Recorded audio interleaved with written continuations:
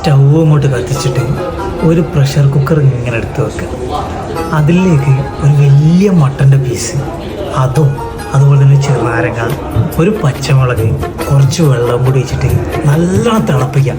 അങ്ങനെ വെട്ടി തെളിക്കുന്ന വെള്ളത്തിലേക്ക് നല്ല ബസ്മതി റൈസ്, വെള്ള ഉള്ള ബസ്മതി റൈസ് അങ്ങനെ വെതറി കൊടുക്കുക. അതിൻ്റെ മുകളിലോ കുറച്ച് നല്ല നെയ്യും കൂടി അവിടെ തൂവിയിട്ട് ഈ അടപ്പെടുത്തിട്ട് ഇതവിടെ മൂടി വെക്കുക.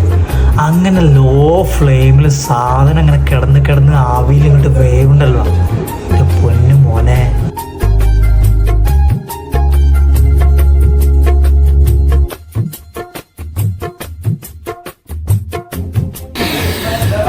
ഇതാണ് മട്ടൻ അമ്പർ വൈറ്റ് മക്തു.